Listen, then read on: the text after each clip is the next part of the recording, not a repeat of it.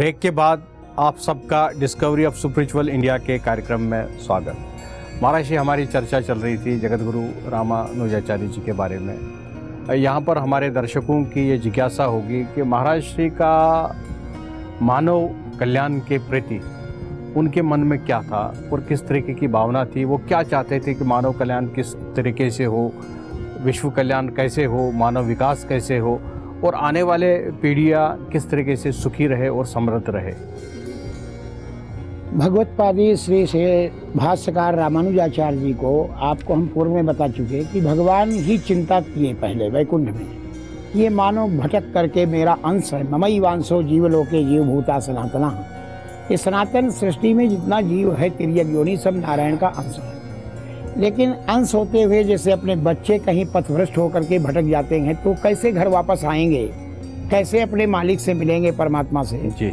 इसकी चिंता भगवान को ही, भगवान ने आदिशेष को निर्देश दिया अवतार लेने को और अपनी शक्ति दिया, उनको वही विभूति का वरदान दिया। जो आपको मेरे अनुसार आपके शरणागति योग को अपनाएगा वो हमारे शरण में आकर परम पद मोक्ष को पाएगा और संसार में रहते सुख शांति को प्राप्त करेगा।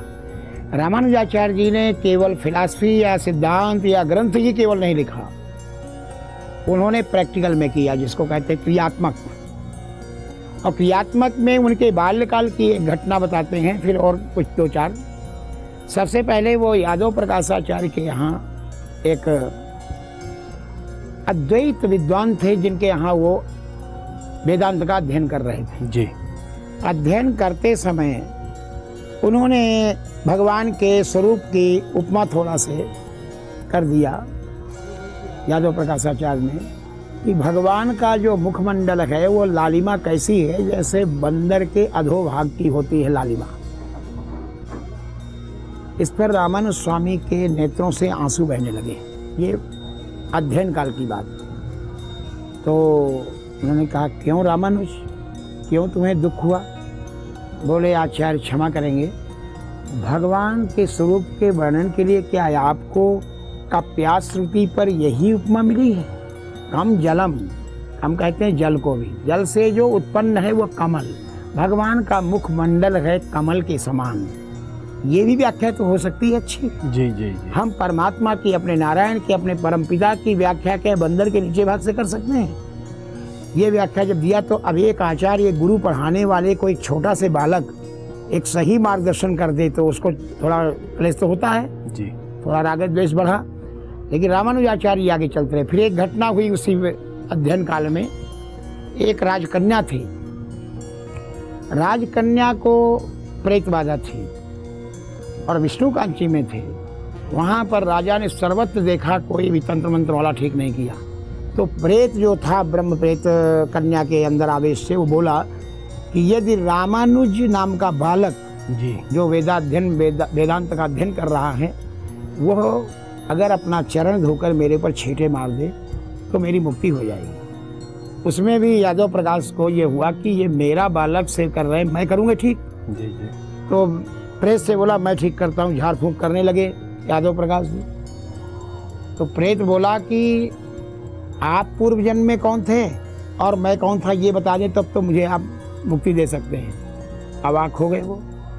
फिर प्रेत ने ही कहा कि आप पूर्व जन्म में एक गो थे, गो होती ना, गो जो होती है, वो गो था जो चलने वाला, वो बिलबामी में था। एक ब्राह्मण वैष्णव ने अनुष्ठान पूजा करके एक नदी के किनारे और थोड़ा अपना प्रसाद भगवान का भोग लगा के पत्तल का दोना का धो करके जल डाल दिया।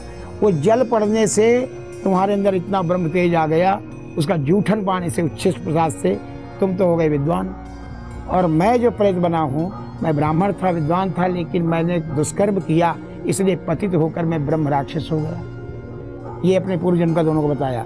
रामानुज आदिशेष के अवतार हैं। इनमें वो शक्ति की अपने चरण का जल, तो चरण का जल जैसे छीटा तो ब्रह्म प्रेत, उसका कंपन हुआ शरीर का, राजकन्या का, और प्रेत प्रत्यक्ष होकर के दिव्य रूप होकर के। उसमें एक गीत गाते हैं दक्षिण में, दिए हैं मोक्ष राक्षस को प्रभु जी विष्णु कांची में, सीधे मुक्ति पाया, विमान आया और बैठकर चला गया वैकुंठ को। ये रामानुजाचार्य जी ने एक आत्मा को किया जी। एक धनुर्दास नाम का एक मल्लाह था, केवट, वो अपनी एक प्रेयसी जिसको कहते हैं, जिसे प्रेम करता था वो उसको ले करके और छाता लेकर उसके आगे आगे ऐसे चलता था श्रीरंगम में, जब भगवान की यात्रा निकल रही थी, रथ यात्रा। तो रामानंद स्वामी जी ने देखा कि ऐसे क्यों चल रहा है। बोले भाई ऐसा क्यों चलते हो, बगल में ही तो छाता लेके चल सकते हो, छतरी। बोले मैं इसके स्वरूप को, चेहरे को 1 सेकंड के लिए नहीं हटा सकता, मेरे नैनों के सामने रहना चाहिए मेरी प्रिया। रामानंद स्वामी सोचे कि ये कहाँ जाएगा जीव, ऐसा मोह तो नहीं होना चाहिए। प्रेम तो करना ठीक है, लेकिन व्यामोह इतना प्रेम करना ठीक नहीं। बोले अगर इससे भी सुंदर हम दिखा दें तो बोले मैं उन्हीं का हो जाऊंगा जी। तो बोले ठीक है, कल आना सवेरे प्रातःकाल, जब भगवान का जो है सुप्रभातम हुआ श्रीरंगम में, कावेरी के तट पर तिरुचिरापल्ली में जो श्रीरंगनाथ भगवान का विराजमान विशाल विग्रह है, ऐसे भगवान को हाथ जोड़े रामानंद स्वामी और जैसे वो साष्टांग करके खड़ा हुआ, क्या अद्भुत रूप दिखाया होगा उसको। आंखों से सुधारा बहने लगी, धनुर्दास सदा सदा के लिए आचार्य के चरणों में समर्पित हो गया। महर्षि, यहाँ पर एक बहुत बड़ा गंभीर एक प्रश्न है। हमारे भारत में धारणाएं बहुत सारी है, धार्मिक धारणाएं हैं, जगत गुरु हुए हैं और सब ने अपने अपने हिसाब से हमारे समाज को चलाने की चेष्टा की और अच्छे सकारात्मक डायरेक्शन में ही चलाने की चेष्टा की। अब आज का जो मानव है वो कैसे ये निर्णय ले ले कि किस रास्ते पर जाए, किन धर्म गुरु को फॉलो करे और कैसे भगवान प्राप्ति हो। आपने बहुत अच्छा प्रश्न किया रमेश जी। अगर कोई बालक पढ़ता है तो जब वो 12th पास करता है तो उसके मार्क्स से वो निर्णय करने लगता है कि मुझे डॉक्टरी लाइन में जाना है, या मुझे MBA करना है, या BTech करना है, या मुझे LLB करना है। ये वो कुछ पढ़ाई के बाद में वो दिशा निर्णय करता है जी। अब आपका दिशा चैनल भी इस दिशा में कोई कार्य कर सकता है।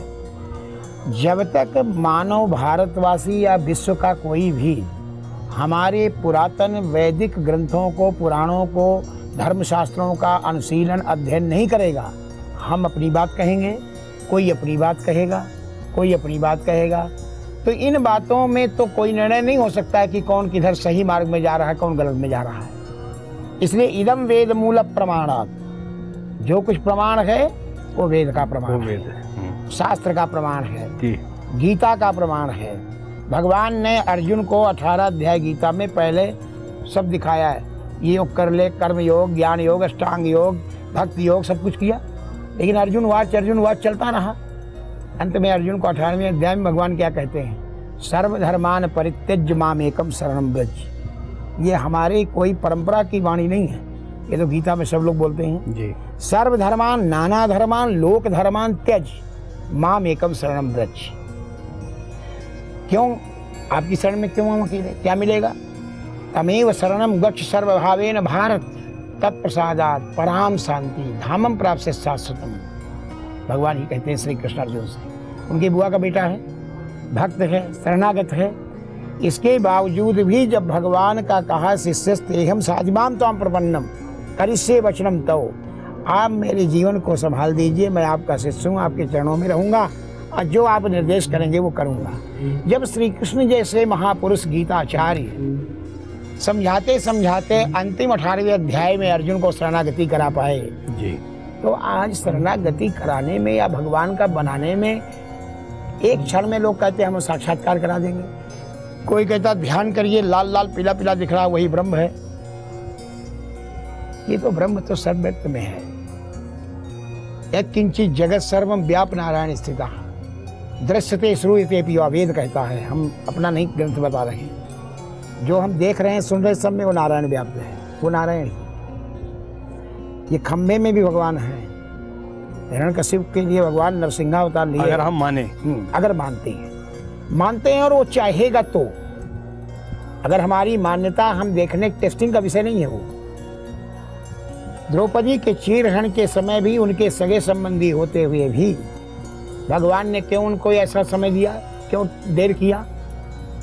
क्योंकि शरणागत जब तक जीव नहीं होगा, चाहे रिश्तेदार हो, चाहे परिवार हो, चाहे भाई हो, चाहे बंधु हो, तब तक वो नारायण, श्री कृष्ण हो, श्री राम हो, उस जीव का भला नहीं कर सकते। नहीं, उसकी शक्ति अनंत है। वो आपको कहीं भी किसी रूप में प्रकट होकर अपनी शक्ति दिखा सकता है। और उसके तत्व को जानने के लिए आचार्य परंपरा के अलावा, शरणागति के अलावा, भक्ति पथ के अलावा कोई श्रेष्ठ मार्ग नहीं है दुनिया में परमात्मा को पाने के लिए। अपने अपने मार्ग जो ये जो हमें रास्ता तय करना है या जो हमारी जो धारणाएं हैं, धारणाओं को अपनाना है, तो आपने कहा उसके लिए पहले क्वालिफिकेशन होना बहुत ज़रूरी है, पढ़ाई करना ज़रूरी है। तो क्या सिस्टम क्या है महाराज जी, क्या प्रक्रिया क्या है? सिस्टम है कि कम से कम गीता में पढ़ें हम, श्रीमद् भागवत विष्णु पुराण पढ़ें, पुराणों में वाल्मीकि रामायण पढ़ें, तुलसी कृतो तुलसीदास जी महाराज ने समकालीन हिंदी में इसलिए भाषा बनाया क्योंकि संस्कृत का लोप हो रहा है जी। तो वो तो परमात्मा की ही कृति है, उन्होंने समयानुसार हिंदी में लिख दिया। कम से कम चौपाई में तो श्री राम का चरित्र गाएंगे जी जी। आज जो रामचरित मानस का पाठ हो रहा है सारी दुनिया में, वाल्मीकि रामायण कौन पाठ करा रहा है? लेकिन हमारा जो प्रामाणिक जो रहस्य और ग्रंथ है भगवान रघुनाथ के चरित्र का, वो आदि काव्य वाल्मीकि रामायण है।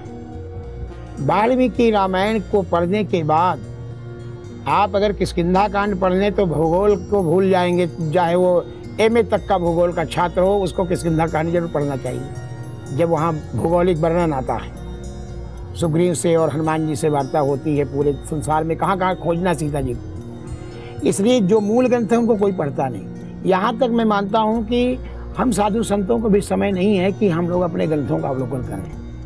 कुछ चुटकुल्ले लोग बोल रहे हैं, कुछ लोग कुछ कहते हैं ऐसा कर लो हो जाएगा, दो चार चमत्कार बता देते हैं, उसी में दुनिया लट्टू हो जाती है। तो हम अपने मूल साहित्यों में नहीं जा रहे हैं। महाराज जैसे कहा जाता है कि जो महाकुंभ होता है, महाकुंभ विचारों का मंथन है और आदान प्रदान का विषय है। यहाँ पर चर्चा होती है, मंच लगते हैं, मंचों पर संत महापुरुष बैठते हैं, आपस में चर्चा करते हैं और धर्म की सुरक्षा के लिए और आगे राष्ट्र कल्याण के लिए, मानव कल्याण के लिए, मानव विकास के लिए विचार करते हैं। अगर आज हम इस प्रोग्राम में भी यही कर रहे हैं महाराज जी, हम भी मंथन कर रहे हैं, तो इस मंथन में आपसे हम मार्गदर्शन ये लेना चाहते हैं कि किस तरीके से एक जो गृहस्थी है अपना धर्म निभाए, राष्ट्र धर्म निभाए, गृहस्थ धर्म निभाए, अपनी रोजी रोटी भी चलाए और सुखी रहे। बहुत अच्छा। ये समस्त प्राणी और मानव के लिए आपने पूछा, इसमें न पंथ रह गया न धर्म रह गया, इसमें तो समस्त जीव जंतुओं के लिए आपने प्रश्न किया अग्रे से। तो महाराज हम तो मानते ही है वसुधैव कुटुंबकम। ये वसुधैव कुटुंबकम, उसी वसुधा को जो बनाया है, बचाया है। तो सबसे पहले हम पृथ्वी को बचाने वाले उस नारायण को, वाराह भगवान को ध्यान करते हैं, जिन्होंने श्वेत वाराह अवतार लेकर इस धरती को हिरण्याक्ष से बचाया था। इसको कोई भी परंपरा का कोई भी आचार नकार नहीं सकता कि कोई दूसरा इस धरती को उठाया है, बचाया है। नारायण ही अनेक रूप रूपाए विष्णुवे प्रभु विष्णुवे कहा जाता है। इसलिए क्यों न उस मूल को हम विशेष रूप में सम्मान दें या माने या आराधन करें। बिल्कुल। केवल ये नहीं कि भगवान नारायण मेरे हैं, रामानुजित कोई हैं, श्री वैष्णव के हैं, वो तो सर्वम विष्णुमयम जगत, सारा संसार उसका है। ममई वांसो जीवलोके जीवभूता सनातना भगवान कहते हैं गीता में।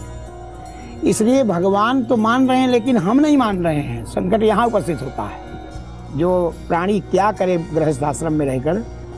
आज के परिवेश में दो चीज़ें हैं। सबसे पहले लोग धन के लिप्सा में अधिक लग चुके हैं।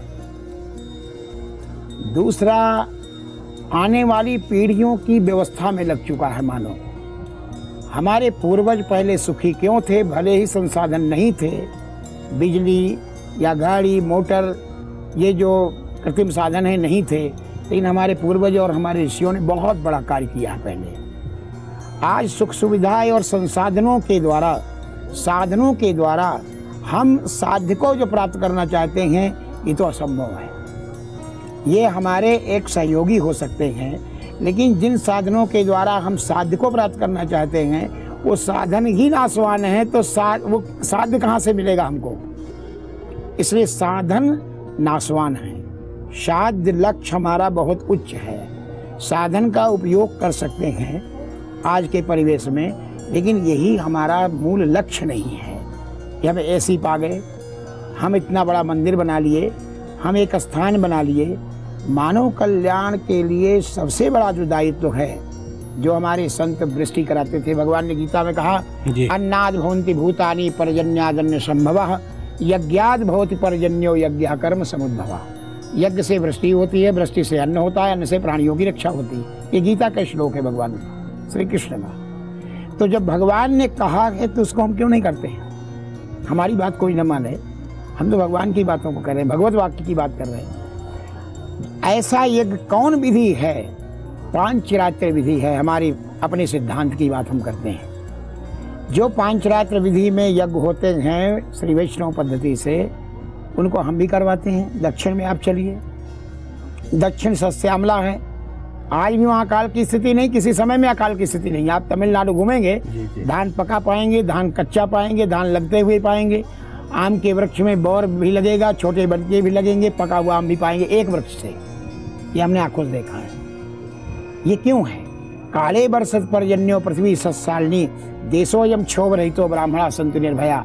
जब ब्राह्मण वैदिक दैवाधीनम जगत सर्वम मंत्राधीनास्तु देवता ते मंत्रा ब्राह्मणाधीना तस्मात् ब्राह्मण देवता। जो हमारा जो सर्जरी करने वाला जो डॉक्टर है, सर्जन, वो जो माइंड का है वो माइंड का करता है, जो हार्ट का स्पेशली करता है, जो लीवर का करता है, जो किडनी का किडनी करता है, आँख वाला आँख का करता है, घुटने वाला घुटने करता है। ये है ना अलग जी। तो फिर आज सारा काम सब लोग क्यों कर रहे हैं? धर्म के विषय में परमात्मा ने जिनको जैसा निर्देशन दिया है उनको वही काम, उनको वैसा करना चाहिए।